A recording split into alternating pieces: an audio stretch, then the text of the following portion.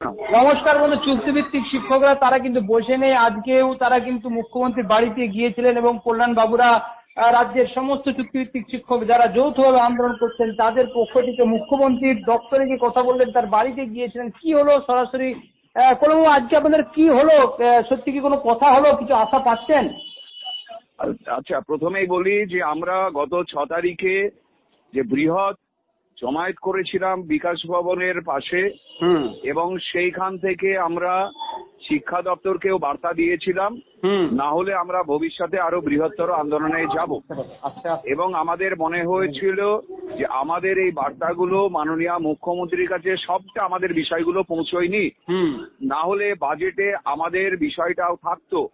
আমরা বাজেটে এই কারণে আমাদের মনে হয়েছে বঞ্চিত হয়েছি। আমরা গতদিন মিটিং করে সকলে মিলে ঠিক করেছিলাম যে মাননীয় মুখ্যমন্ত্রীর সঙ্গে আমরা দেখা করার জন্য আমরা কালীঘাটে আসবো ওনার বাড়িতে। আমরা আজকে মাননীয় মুখ্যমন্ত্রীর বাড়িতে এসেছি এবং এসে ওনার বাড়ির যে অফিস, সেই অফিসে আমরা ডিটেইলে আমাদের বিষয়গুলো জানাই এবং আমাদের যে দাবিপত্র সেই দাবিপত্র ওনাদের হাতে তুলে দিই। এবং এখান থেকে আমাদের শীঘ্রই একটা সময় দেওয়া হয়েছে, আবারও সেটা আরো দীর্ঘ আলোচনা করার জন্য শীঘ্রই একটা, আমি সময়টা বলছি না, ডেটটা আমি বলছি না এই মুহূর্তে, একটা আলোচনার সময় আমাদেরকে দেওয়া হয়েছে এবং সেটা আমাদের হবে শীঘ্রই, কয়েকদিনের মধ্যেই সেটা হবে। এবং আমরা সব জায়গায় মাননীয় মুখ্যমন্ত্রীর কাছে তার দপ্তরে অনুরোধ করেছি যে ভোটের ডেট ডিক্লেয়ার হওয়ার আগে আমরা যারা বঞ্চিত, SSK, MSK, high secondary contractual teacher, para teacher, Shikshabandhu, মাদ্রাসা, পৌরসভা, এছাড়াও আরো যারা বাদ বাকি আছে, স্পেশাল এডুকেটর, তারপরে হচ্ছে এনসিএলপি যারা এর মধ্যে আছে, পার্শ্ব শিক্ষক সহ আরো যারা আছেন, আমাদের প্রত্যেকের আমরা যে 4 দফা দাবি রেখেছি সেই দাবি বিশেষ করে ইমিডিয়েট আমাদের বেতন কাঠামো তৈরি করা এবং গ্রুপ সি, গ্রুপ ডি চুক্তিভিত্তিক, যেহেতু তাদের হয়েছে একটা অনেক পরিমাণ বেতন বৃদ্ধি হয়েছে, আমাদেরও ভোটের ডেট ডিক্লেয়ার হওয়ার আগে আমাদের বিষয়টাকেও ঘোষণা করা হোক। আমরা সেই আবেদনও জানিয়েছি। আগামী কয়েকদিনের মধ্যেই আমাদের একটা দীর্ঘ আলোচনা হবে এখানে, মাননীয় মুখ্যমন্ত্রীর দপ্তরে আলোচনা হবে এবং সেটা এখন ডেটটা বলছি না এই মুহূর্তে, টাইমটা বলছি না, আমরা এটা একটুখানি আমরা নিজেদের মধ্যেই রাখছি। এবং আমরা যেহেতু কথা দিয়েছিলাম যে আমরা লড়াই ছাড়বো না, লড়াই চালিয়ে যাব, আমরা এই লড়াই চালাচ্ছি এবং আরো দীর্ঘতর লড়াই, আলাপ আলোচনা থেকে শুরু করে সব ধরনের লড়াই আমরা কিন্তু শুরু করে দিয়েছি। আপনারা ওখান থেকে যে বিকাশ ভবনে যাবেন, বলি এখানে আমাদের এই পশ্চিমবঙ্গ চুক্তিভিত্তিক শিক্ষক, প্রশিক্ষক ও শিক্ষাকর্মী যৌথ মঞ্চের পক্ষ থেকে আমরা 3 জন মাননীয় মুখ্যমন্ত্রী মহোদয়ের বাড়িতে এসেছিলাম। আমি নিজে ছিলাম, অনুপম সান্যাল ছিলেন এবং আমাদের পিঙ্কি ম্যাডামও ছিলেন। অনুপম বাবুর কাছে জানতে চাইবো বিষয়টা। হ্যাঁ, অনুপম বাবুকে আমি দিচ্ছি, আপনি অনুপম বাবুর কাছেও বলুন। হ্যাঁ, হ্যালো। আজকে তো আপনারা মুখ্যমন্ত্রী দপ্তরে এলেন এবং এখান থেকে কি আপনারা আবার দপ্তরে যাবেন, বিকাশ ভবনে যাবেন, যে আপনারা যে দাবিপত্র দিয়েছিলেন তার কি হলো খোঁজ খবর, সেই তদারকিটা কি আজকেই করবেন? হ্যাঁ হ্যাঁ হ্যাঁ বলি, সেটা হচ্ছে যে সারা রাজ্যে সমস্ত এসএসকে, এমএসকে, মাদ্রাসা, পৌরসভা এবং চুক্তিভিত্তিক সমস্ত শিক্ষক কর্মচারীদের কাছে আমাদের বার্তা সেটা হচ্ছে যে আগামী যে কর্মসূচিগুলো আমরা নেব বলেছিলাম 6 তারিখে, যে এখানে আমাদের যে বড় সভা হলো সেখানে তো বলা ছিল যে আমরা পরবর্তীকালে আরো বৃহত্তর আন্দোলন যেতে পারি যদি 2-4 দিনের মধ্যে যদি আমাদের কোনো সুরাহা না হয়।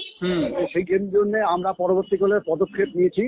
আমরা মুখ্যমন্ত্রীর কাছে আজকে মুখ্যমন্ত্রীর বাড়িতে আমাদের কাগজপত্র পেশ করলাম আমাদের দাবি দেওয়ার বিষয়টাতে, এবং তার পাশাপাশি তার যে সেকেন্ড ইন কমান্ড অভিষেক ব্যানার্জির কাছেও আমরা দাবিপত্র দিয়েছি।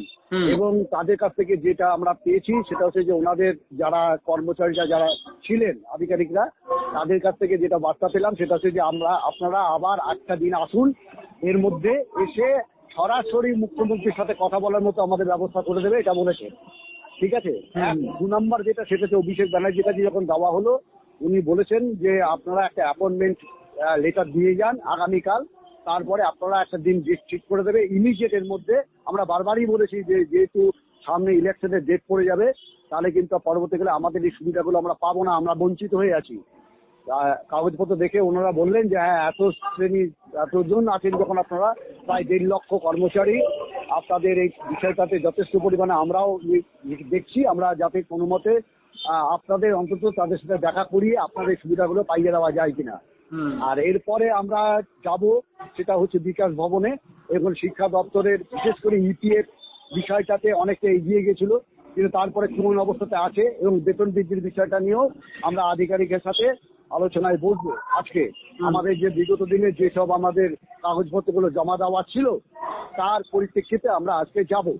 আমি এইটুকু আশ্বস্ত করব যে সারা রাজ্যের সমস্ত শিক্ষক কর্মচারীদের যে আমরা যেটা কথা দিয়েছিলাম যে আন্দোলন করে আমাদের এই দাবি আদায়গুলো করে নিতে পারবো, সেই এবং পরবর্তীকালে বৃহত্তর আন্দোলনে যদি যেতে হয় তাহলে সেইটাও আমরা করব। তার প্রক্রিয়া কিন্তু আমরা চালিয়ে যাচ্ছি, এবং আগামী দিনে যদি মনে হয় যে আমরা এই সুবিধাটা পাবো না এই 2-4 দিনের মধ্যে, কারণ সম্ভবত 14-15 তারিখের মধ্যে নির্বাচনের ঘন্টা বেরিয়ে যাবে, স্বাভাবিক কারণে আমাদের এই 2-3 দিন টাইম আছে। যদি মনে হয় আমরা আজকে একটা আলোচনায় বসবো সমস্ত কোর কমিটিকে নিয়ে, এবং সেখানে আলোচনার পরিপ্রেক্ষিতে যদি বৃহত্তর আন্দোলনে যেতে হয় সেটাও আমরা সেই রাস্তাও খুলে রাখছি। ঠিক আছে, আমি এবং আমার সাথে চুক্তিভিত্তিক শিক্ষক কল্যাণ সরকার এবং হচ্ছে পিঙ্কি ব্যানার্জি, এই 3 জন আমরা আজকে এসেছিলাম। আগামীকাল আমার অভিষেক ব্যানার্জির কাছে আমরা অ্যাপয়েন্টমেন্ট লেটারের জন্য চিঠি করছি, তারপরে আমরা ডেট করে রোববার দিন তো অবশ্যই মমতা ব্যানার্জির সাথে আমরা কথা বলবোই, এবং সপ্তাহে উনি জানার পরে আমাদের সাথে কথা বলেই জানিয়েছেন, সেই জন্য আমরা কাগজপত্রগুলো জমা দিলাম। ঠিক আছে, ঠিক আছে, thank you sir, thank you. হ্যাঁ হ্যাঁ।